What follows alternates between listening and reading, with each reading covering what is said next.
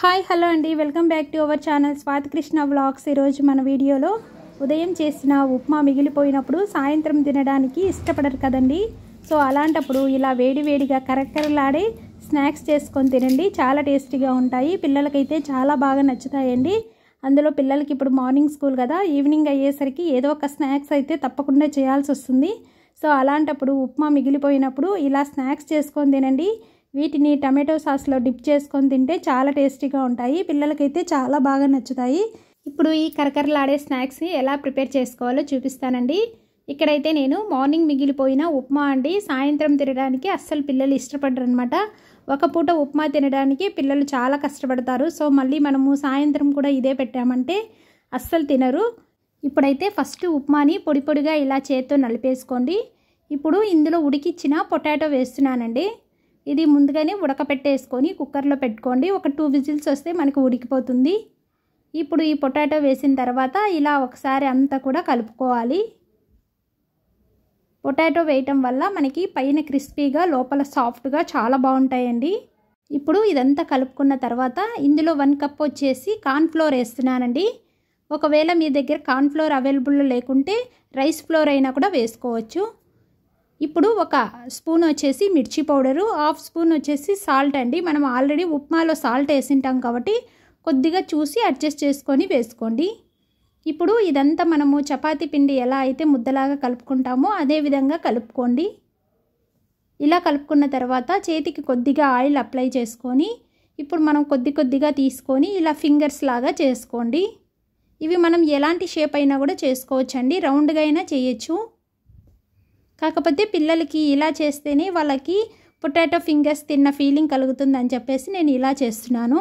ఇప్పుడు ఇవన్నీ రెడీ చేసుకునే ముందే మనం కడాయిలో ఆయిల్ పెట్టేసుకొని హీట్ అయ్యాక ఇప్పుడు ఒకదాని తర్వాత ఒకటి ఇవన్నీ వేసుకుందాము. వీటిని ఫ్రై చేసుకునేటప్పుడు ఆయిల్ బాగా హీట్ ఎక్కాలండి. తర్వాత వీటిని సిమ్లో పెట్టేసుకొని ఫ్రై చేసుకోండి.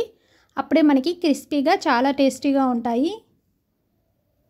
ఇప్పుడు ఇవన్నీ కూడా ఒకదాని తర్వాత ఒకటి ఇలా వేసేసుకోండి. ఇలా వేసుకున్న తర్వాత వెంటనే వీటిని కలపకూడదండి, ఇరిగిపోతాయి. వీటిని ఇలా ఒక 2 మినిట్స్ అలా వదిలేసామంటే మనకి బాగా ఫ్రై అయిపోతాయి. ఇదిగోండి ఇలా మనకి కలర్ చేంజ్ అవుతూ ఉంటాయి. చాలా టేస్టీగా ఉంటాయండి. పిల్లలకైతే చాలా బాగా నచ్చుతాయి. ఎప్పుడైనా ఇంట్లో ఉప్మా మిగిలినప్పుడు ఇలా కరకరలాడే స్నాక్స్ రెడీ చేసుకొని తినచ్చు. ఇవి పిల్లలకే కాదండి, పెద్దవాళ్ళు కూడా చాలా ఇష్టంగా తింటారు.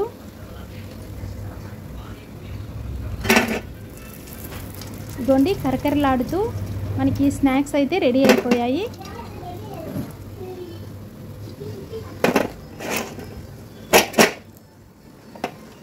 ఇప్పుడు మరొకసారి వేస్తున్నానండి.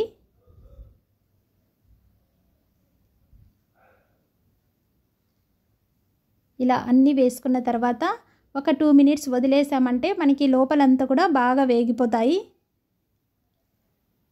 గొండి చాలా టేస్టీగా ఉంటాయి. తప్పకుండా ట్రై చేయండి ఈ విధంగా.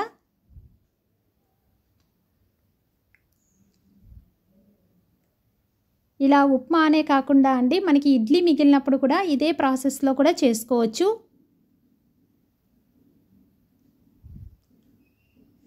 ఇగోండి మనకి కరకరలాడే స్నాక్స్ అయితే రెడీ అయిపోయాయి.